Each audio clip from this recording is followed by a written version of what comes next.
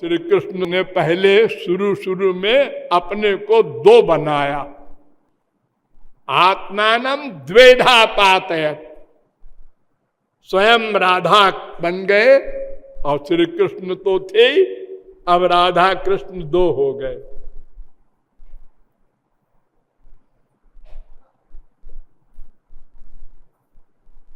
Jam Radha यश्च कृष्णो रसाब्धिर देहश्चैका क्रीडनार्थम द्विधाभूत, दो हो गए लीला के लिए, खेल के लिए, ताकि हम दोनों की लीला को जीव सुन के चिंतन करके साधना करके भगवत प्राप्ति करें।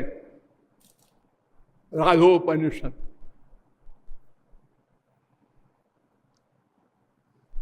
राधा कृष्णयोरेकासनम एका बुद्धि एकम मनः, सब कुछ एक है।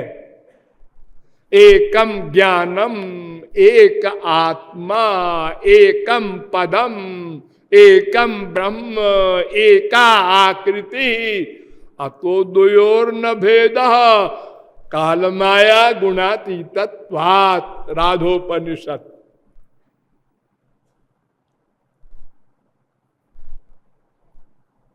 दो लीला के लिए, दो है नहीं। एक बार श्री कृष्ण ने कहा अपने भक्तों के सामने राधा रानी से कि प्राणस्ते हम त्वमपि च ममासीति तावत् प्रबादा, तुम मेरी प्राण हो, ये कहना बकवास है। और देहस्ते हम त्वमपि च ममासीति तावत् प्रबादा, तुम मेरी देह हो, मैं तुम्हारा देह हूं, ये भी कहना ठीक नहीं है। कहा है ये भी, आत्मा तु राधिका तस्य तयैव रमणा ससौ। वेद व्यास ने कहा राधा श्री कृष्ण की आत्मा है, श्री कृष्ण देह है। श्री कृष्ण कहते हैं ये भी ठीक नहीं है। त्वम में, तुम हमारी हो बस, प्राण भी नहीं, देह भी नहीं, आत्मा भी नहीं, कुछ मत बोलो आगे। त्वम में ते श्यामहमिति, मैं तुम्हारा हूं, तुम मेरी हो, यह भी गलत। तो फिर क्या बोलूं? नो युक्तौ नौ प्रणय विषये जुष्मदस्मत् प्रयोग, ऐसा बोलो। तुम मैं है, मैं तुम है, बस। ये क्या बोला? ये भी कोई भाषा है? अरे तो फिर जब एक ही बना है दो, तो और क्या बोलो? दो है ही नहीं। लीला के क्षेत्र में दो बन गया। रसिक लोग अनेक प्रकार की बातें करते। राधा रानी के गुलाम है श्री कृष्ण, श्री कृष्ण को लिए रोती रहती है तुम्हारी राधा रानी। ये सब विनोद में बोलते रहते हैं संत लोग, लेकिन सिद्धांत में समझे रहिए। आत्मानम द्विधा करो, अर्धेन स्त्री अर्धेन पुरुषः, सुबालोपनिषद का दूसरा मंत्र। हरेरर्ध तनु राधा, राधिकार्ध तनु हरि। नारद पांचरात्र। राधा रानी का आधा शरीर श्री कृष्ण, श्री कृष्ण का आधा शरीर राधा। विश्चैको न भवेद भेदो दुग्ध धावल्योर जथा। नारद पांचरात। दूध, दूध देखा है आप लोगों ने, पीते हैं तो दूध और दूध की सफेदी,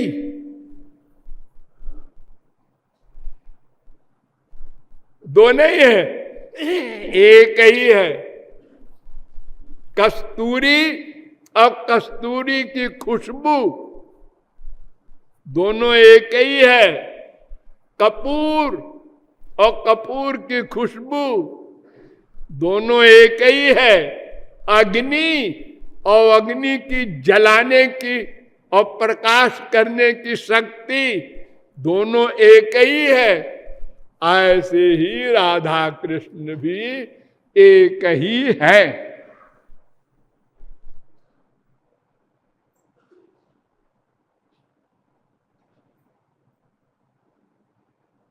ये राधा शब्द का दो अर्थ होता है।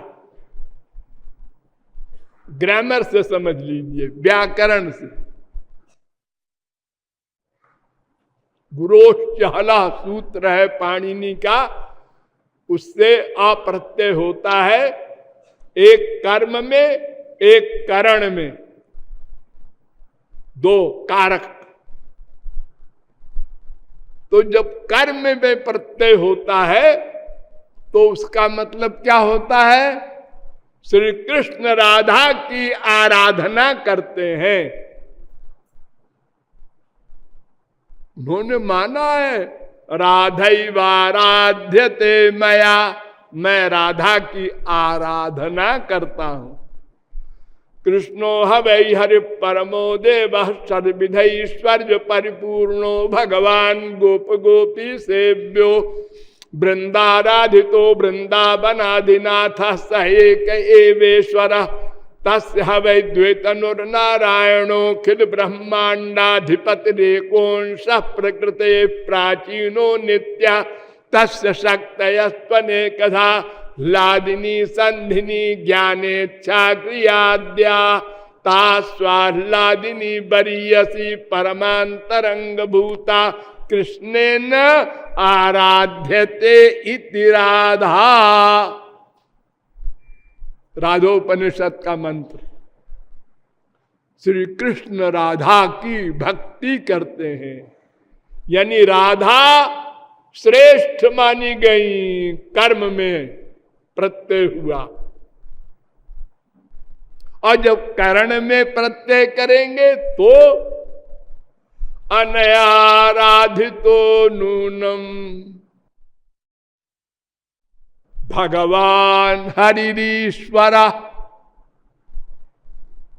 जब महारास में राधा रानी को लेकर ठाकुर जी अलक्षित हो गए तो गोपियों ने कहा ये जो राधा रानी को लेके गए हैं तो सबसे अधिक राधा रानी ही श्री कृष्ण की आराधिका है, हम लोग नंबर 2 है।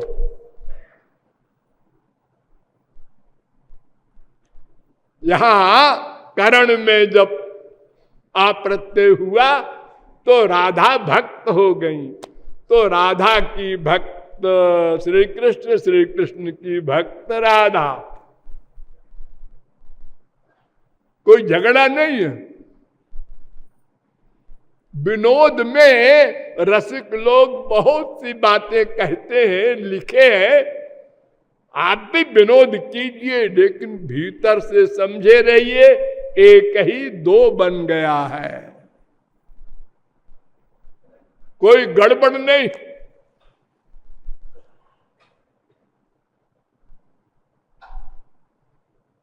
और ऐसा 2 बना है बड़े बड़े चक्कर खा जाए। एक नीले रंग का शरीर और एक चंपक बरनी राधा रानी, उल्टा।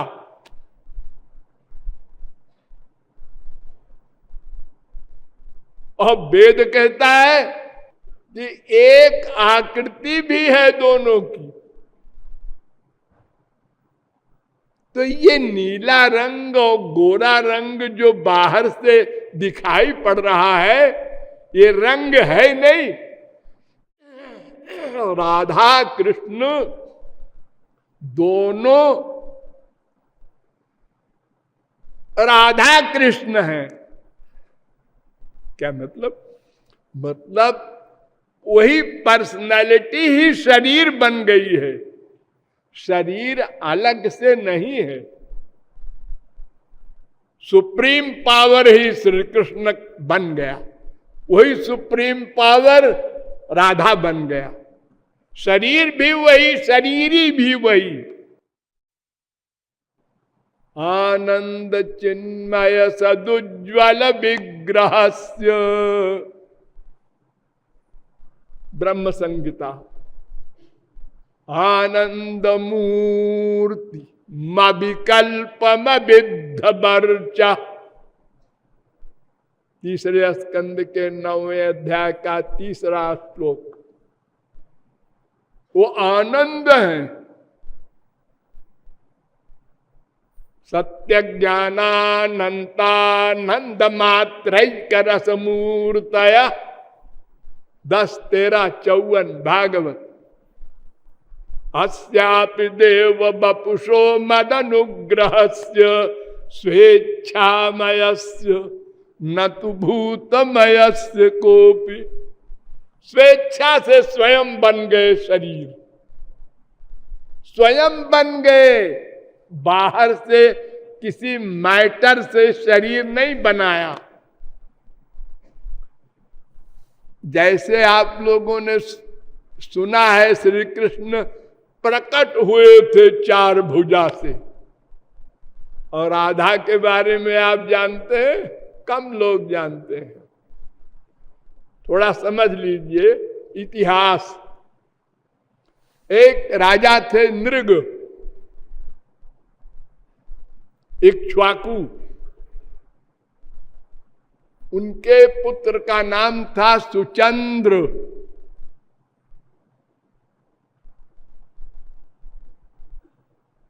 और दिव्य पितर की 3 मानसी कन्याएं थीं।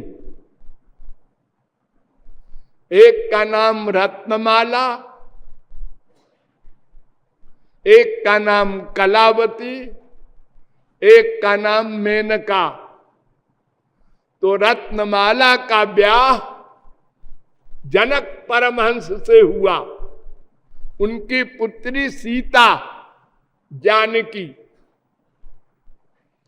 और कलावती का विवाह सुचंद्र से हुआ, और मेनका का विवाह हिमालय से हुआ, उनकी पुत्री पार्वती। तो सुचंद्र और कलावती ने दिव्य 12 वर्ष तप किया। तब उनको वर दिया गया कि द्वापर में तुम वृषभान और कीर्ति बनोगे, और तुम्हारे यहां ब्रह्म राधा रानी बनकर प्रकट होगी। तो द्वापर के अंत में सुरभानु राजा के पुत्र वृषभानु और यज्ञ से प्रकट हुई कलावती यानी कीर्ति,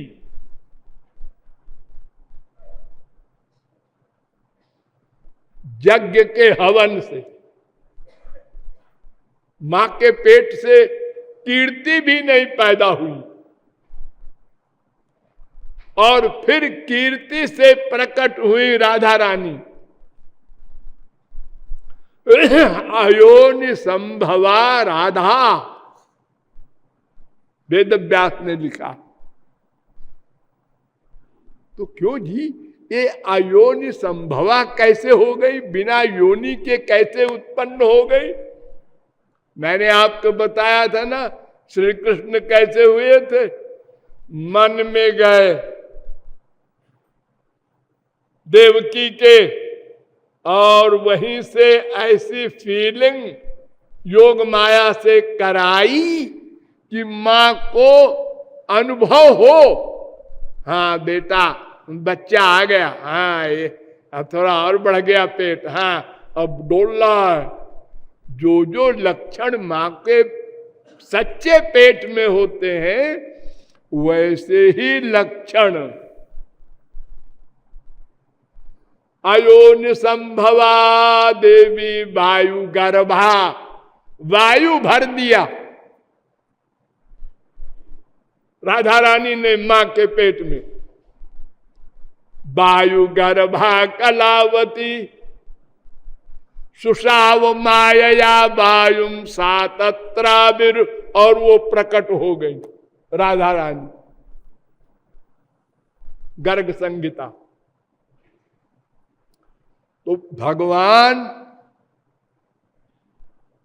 का शरीर सदा भगवान ही होता है, सच्चिदानंद ब्रह्म सच्चिदानंद शरीर।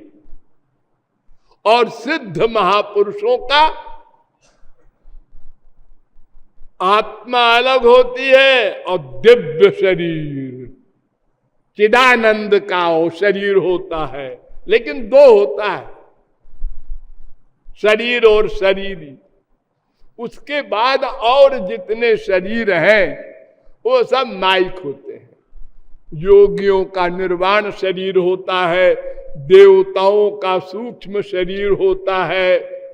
ये दोनों शरीर भी बड़े कमाल के होते हैं, लेकिन है माइक। और जो पंच महाभूत के शरीर हैं उनको तो आप देख ही रहे।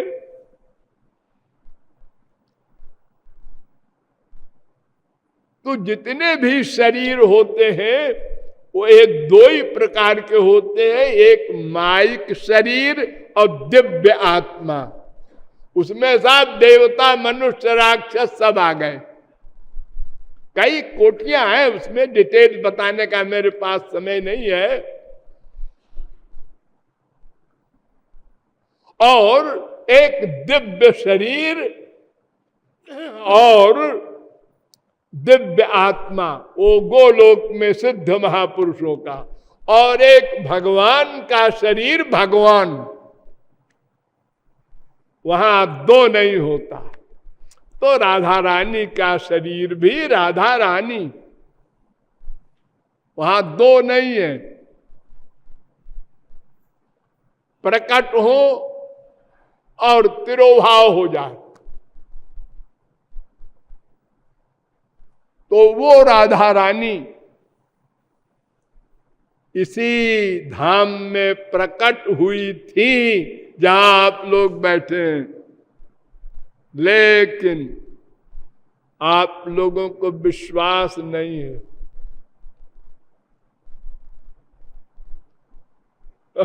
अगर देखिए मैं बड़ा साफ बोलता हूं, आप लोग माइंड न करें, आप लोग हमारे हैं, इसलिए हम ये नहीं समझते हैं कि आप लोग फील करेंगे।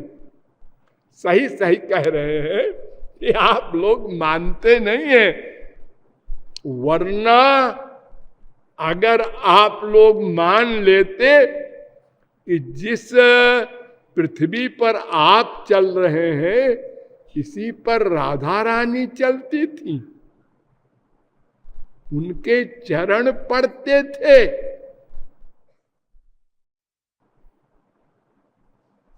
गोपियों के चरण पड़ते थे।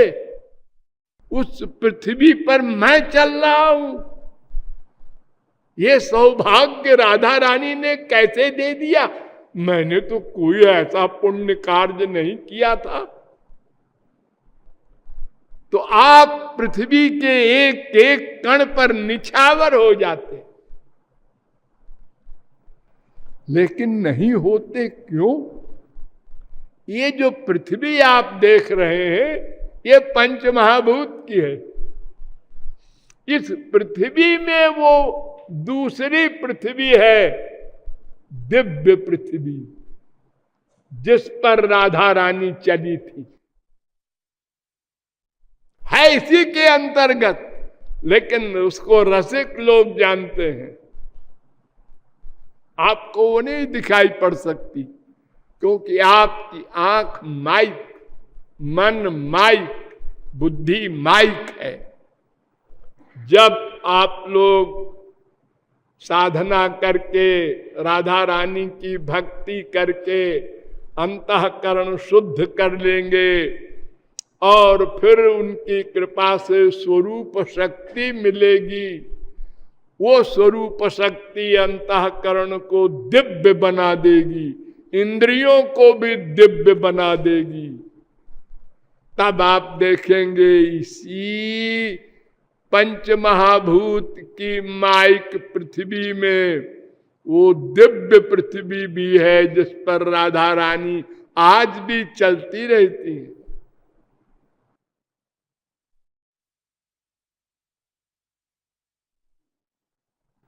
ये अंतिम कक्षा की बात है।